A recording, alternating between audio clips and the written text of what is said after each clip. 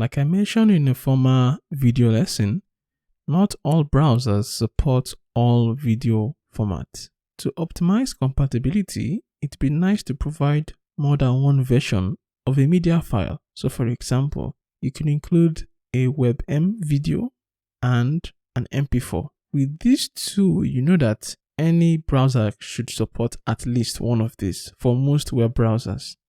Now, how do we include multiple source files? We do that using the source element.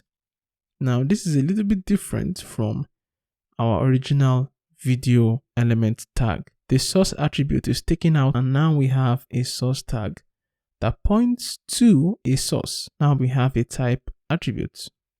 Now, this is optional, but the advantage of this is that the browser can use that to skip videos they don't understand. Because if this is not included, the browser will try to load the video and try each one until it finds which one works. But by including the type, it can just look and say, this is an MP4. Can I play MP4?